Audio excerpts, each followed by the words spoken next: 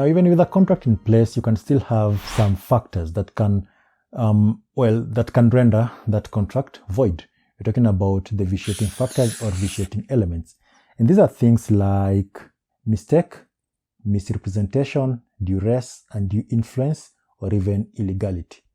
With misrepresentation, we're talking about, first of all, think of it this way. If you make a statement, okay, and that statement is designed to get the party into a contract, we call that one a representation. If that statement is false, it becomes a misrepresentation. In order for it to be a misrepresentation, number one, it must be a statement of fact. All right. Number two, it must be a misrepresentation of law, and it must be an active, number three, representation. So if you just say, in my opinion, I think this is going to happen, then that is not a statement of fact, that is an opinion. And if your opinion is faulty or if it's false, you cannot be sued on that basis. Okay? Because you can't say, I acted in this contract based on an opinion. It'd be like, not really. You need to act on a contract based on a fact. But then, if you're saying that, anyway, number four, the fourth thing that also will amount into a misrepresentation is it must be a material inducement. That is, it must be something that made you do something. Two things. Number one, does that mean that you must always say the truth in a contract? Well, the truth is, the law is not really concerned that much with whether you lie or you say the truth, because for starters, if you just say everybody must say the truth, you're going to have a problem in business. But there are situations where you really have to disclose. There are certain contracts where full disclosure is important. For example, insurance contracts. Basically, the contracts of utmost good faith, verimi fidei. In those contracts, it is important for somebody to say the truth. So misrepresentation can render the contract void.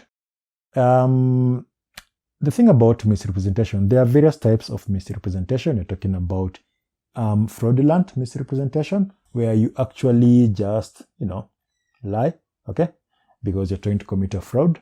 Negligent misrepresentation, where you misrepresent the truth without even caring about the effects of that. And then you also have innocent misrepresentation, where you actually say something believing it to be so, and yet it turns out not to be so. So that is a vitiating factor. Number two, mistake. So mistake simply is an error in belief, where you believe something to be so, and then it turns out not to be so. So mistake can also render a contract void or voidable depending on the type of mistakes. So here are the various types of mistakes that we have. Number one, common mistakes, which occurs when both parties assume one thing and yet the reality is different. Think about it this way. Let's say you are negotiating with somebody over tomatoes, and these tomatoes are in the care of someone else. And this person tries to, they are somewhere, they're far from you. And the tomatoes are about to go bad, and so this person tries to get hold of you, but they can't. So they effectively just sell the tomatoes because they're trying to save you some money. Meanwhile, you've just concluded the deal with the person you're negotiating with. So in this case, what has happened is that both of you have made a mistake. You are assuming the tomatoes are there, and therefore you are selling them. The person is assuming that you have them, and therefore they're buying. The truth is they are no longer there. So that is a common mistake. And you see, the effect is that will render the contract void because it's not capable of performance because the subject matter of the contract doesn't exist. Number two, mutual mistake, which is where both parties are under an error, but the error differs in the sense that neither is aware of the other's error. I mean, you're like, you have two cars and then I want to buy one. And the person thinks you want to buy their Mercedes, except according to you want to buy their BMW. And so when it comes to the actual execution of the contract, you realize, we didn't agree on the same thing.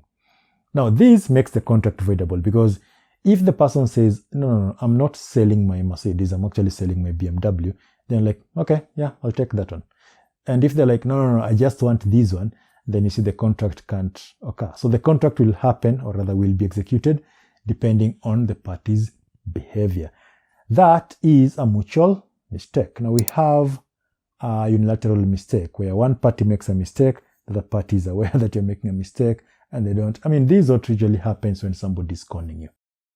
The problem with getting into a contract under unilateral mistake is that you have to prove that you got into that contract as a result of a mistake. Otherwise, the contract can actually bind you. Number three, duress. With duress, you're talking about intentional violence or threats intended to get a party into an agreement. And the problem with this is that we said you need to get into a contract as a result of your own free consent. And so if somebody is forced into a contract, that usually makes the contract voidable at the option of the person who was forced into it. But for an action to amount to duress, in order for you to sue, then it must be direct to the person and not to the goods. The threat should be based on something illegal. And finally, the threat or force must induce the party into a contract. And then we have undue influence. What exactly is that? We're talking about a contract is said to be induced by undue influence if one party uses their position to dominate the will of the other. This is a vitiating factor because it interferes with freedom of the other party to enter into a contract, again, willingly. Of course, there are situations where we just assume undue influence and it doesn't really affect the contract. We're talking about relationships like parent, child, doctor, client, solicitor, basically a lawyer and their client, doctor and patient, not doctor, client. Doctor, patient, a lawyer and the client. We sort of assume that. But undue influence, if proven, will render the contract voidable, yes.